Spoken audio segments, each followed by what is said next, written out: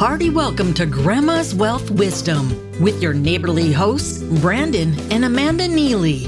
This is the only podcast that helps you take charge of your cash flow and leverage your assets simply and sustainably, the way Grandma used to. Hi, I'm Amanda Neely, and welcome to Grandma's Wealth Wisdom, where we help you break through to a smart, stable financial future with the tried and true wisdom Grandma used. And I'm Brandon, and this is episode 95 titled, Together is Better Than Rich. Now, that statement might seem obvious to some. I can hear people saying this right now. I'll skip this episode because I already agree. I'd rather have some good quality relationships than money all day long in the world here. But if you'll stick with us for a few minutes here, we want to help you live your life more into the idea that together is better than rich. So many like us believe community and togetherness is essential to happiness. But too many of us in individualistic America have forgotten what together really means, especially in a competitive economy where it's a dog-eat-dog world. And for some to win, it often feels like others have to lose. Wow, you just opened up a can of worms there, Brandon. Some people might start to call you the S word, a socialist. Are you sure? Do you want to go there? Well, at the risk of another controversial statement, I'm not so sure it's a cut and dry distinction between capitalism and socialism, as some might want us to believe in. In capitalism, you still need other people, customers, suppliers, even the competition helps you be a better capitalist. Might this idea that together is better than rich be true even in the most competitive of economies? Now, that's an excellent question, Brandon, and some value that you're not going to hear very much in very many places. Hopefully, we've used that as a way to convince people to keep listening and to figure out along with us what together is better than rich might mean for them. Let's dig into some of the ways we see people, sometimes even ourselves, trying to go it alone financially. Well, now we could have called this episode 3 Signs Your DIY Financial Path Could Use Some Community. And so we're going to share those 3 signs, and we're going to share 3 ways community could improve your yield on whatever savings or investments you do pursue. Now, the first sign your DIY financial path could use some community is that your personal finance is all personal and little to no finance. Now, you've heard us say time and time again on this podcast that your financial journey is unique, and thereby how you go about walking down your own path is distinctively yours too. Your journey is personal, but you never journey alone. Your journey is influenced by all sorts of external forces. Let me just name a few: tax rates, market volatility, inflation, family needs, and so on and so forth. I mean, ignore all those non-personal forces to your own peril. And it goes beyond those forces that we often think of, like you just mentioned.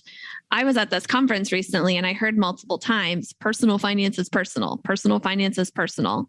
What people were trying to say, I don't think they were trying to say, stay out of my business. I think what they were trying to say is more likely, it has to be custom tailored to the individual person. And I agree.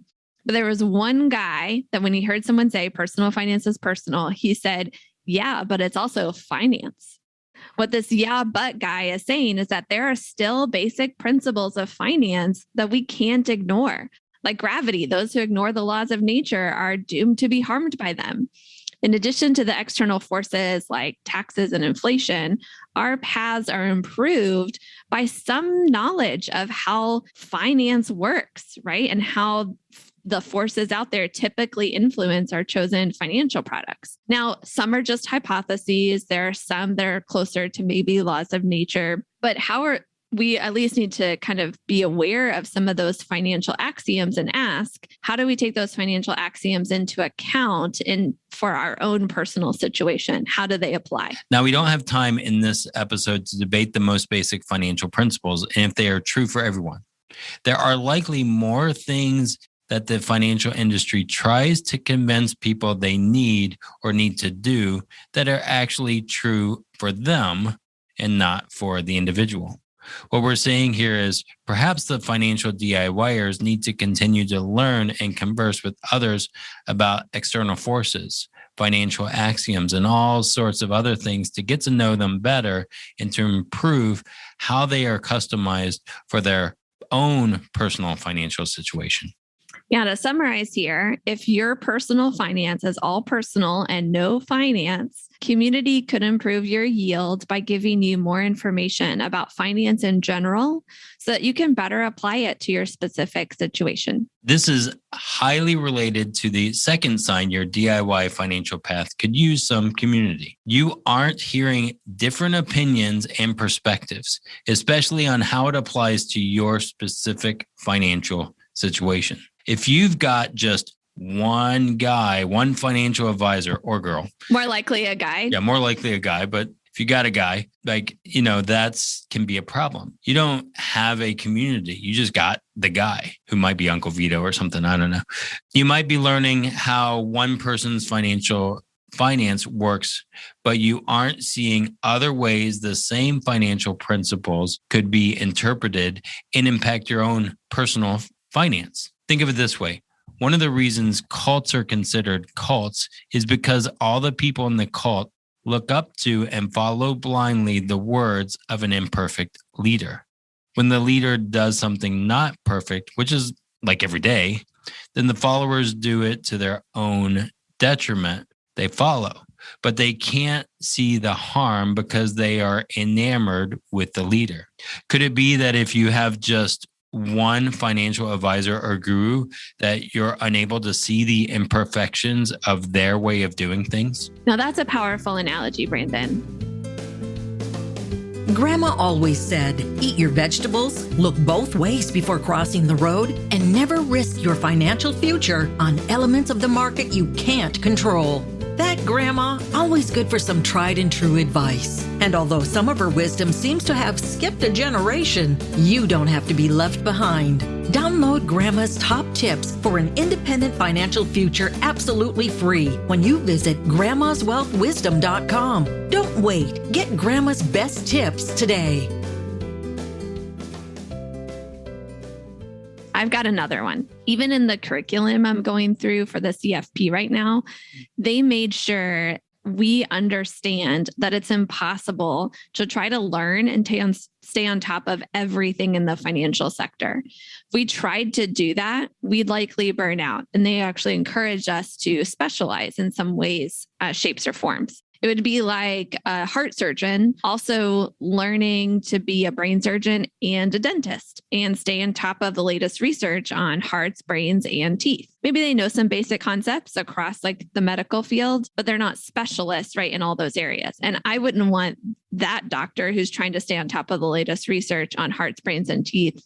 I wouldn't want that doctor coming anywhere near my heart, brain, or my teeth. They're not doing surgery on you. Is that what you're saying? That's what I would say. Yep. So why do we ask one financial advisor to help us with our entire portfolio? Why, if instead we had a stock expert, maybe a safe money specialist, a tax strategist, and so forth? Yes, it is hard work, but it could just save you lots of stress and worry and build a solid team for you. Yeah, we believe every person needs this kind of team of specialists who form their community. To summarize here, if you're taking the word of just one financial professional or guru, community could actually help improve your yield by giving you multiple perspectives that help you see more of the imperfections in your current way of thinking and doing things, and then do something perhaps to use those imperfections in your favor. Now for the third sign, your DIY financial path could use some community. You're implementing it alone. Now this one might be the most obvious. Most DIYers out there implement alone. They might read the financial section of the newspaper or watch a YouTube video or two, but they do their own research and make their own decisions. If this is you, you're in danger of not knowing what you don't know, and maybe even worse, having your current beliefs actually reinforced. And there's this real human phenomenon called confirmation bias. Even if you happen to come across something that's contradictory to what you currently believe, you're likely to ignore that new information or forget it and only remember the things that confirm your initial bias. It's a lot easier for confirmation bias to happen when you're just reading or listening to a YouTube video. In real human relationships with openness and trust, confirmation bias is harder to reinforce, and it's easier to overcome when new ideas or information contradict what you initially believe. Because you're in relationship, you want to confirm that friendship. You want to confirm your trust in that person. Friendship becomes more important than what you believed initially. There are two common things that happen when people start to try and find what they don't know. First is that they end up believing something they know deep down to be a lie when their best friend or someone they trust tells them this lie. It's important to be careful here. The relationships, openness, and trust needs to go both ways. Go back to the cult analogy. There's a clear leader and a clear follower. For battling confirmation bias, everyone in the conversation needs to be a leader. Be sure if you're trying to combat confirmation bias that you don't replace it with blindly following the imperfect person or process. The second thing is more common.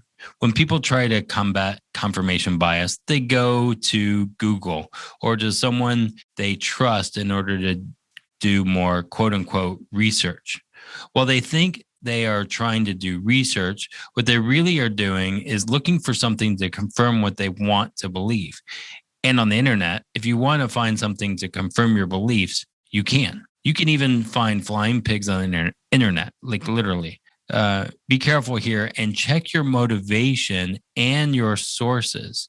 As you research, think about A, if you're looking for truth or just confirmation, and B, if you can trust who's speaking.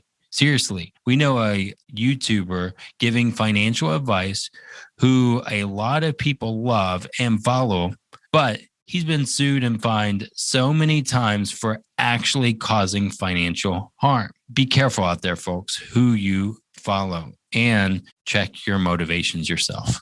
Yeah. And number 3, be careful you don't end up using quote unquote research as an excuse not to make a decision. Analysis paralysis is real, and it keeps a lot of people that we know from making progress financially. If you want to really combat financial confirmation bias, get out of analysis paralysis, whatever that looks like. This is why we think mingling with peers is so important. There's shared learning, shared questioning of biases. It's not just that you're looking for someone to share their information with you so you can challenge your preconceived notions, but they're willing to hear back, right? And it goes both ways. Yeah. And I would add, Amanda, doing this as a couple when you're married, that's really important too. Thinking when the spouse or you are doing that to each other or in your own situation, and realizing maybe even that idea of self-sabotage, that's real too. So anyway, as a married couple, doing it together and in community, that also brings really good success. Yeah. And you just have to make sure everyone's open, right? And everyone is really looking for what is best not the perfect decision, but the best decision from what, they can decide, find out and all that kind of thing.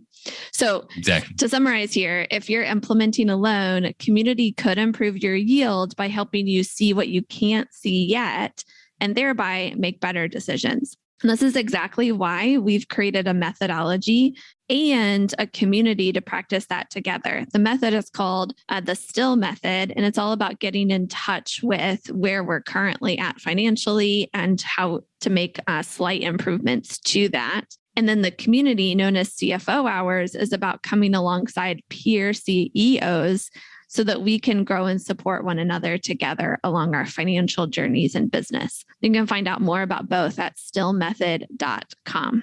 So to wrap up today, we have to say one very important thing. You can still make lots of mistakes and end up rich. You can also do all the quote unquote right things and end up destitute. The concluding question for you today is this: whether you end up with lots of money or a little, Would you rather end up there together or alone? Now, in your imagination, go to your best case scenario of 10 years from now. Everything's working out for the best. Who do you want to be celebrating with? Now, go to your worst case 10-year scenario. Who do you want to be there with you to help keep hope alive and to look for alternative financial strategies to, turn that worst case scenario around? Whether you end up rich or not so much, we hope in both cases you end up together with people who are looking out for your best and want the best for you. Join us in the next episode where we reveal how there's really only 4 or 5 places your money can go. Seriously, there are over 450 different financial products out there, but they all fit neatly into 5 buckets, of which you may only need 4. Subscribe and join us next time to get this filter for all those financial rocks that you are carrying around. Until next time, keep building your wealth simply and sustainably so you can break through to a smart, stable financial future. The topics presented in this podcast are for general information only and not for the purposes of providing legal, accounting, or investment advice. On such matters, please consult a professional who knows your specific situation. This is thepodcastfactory.com.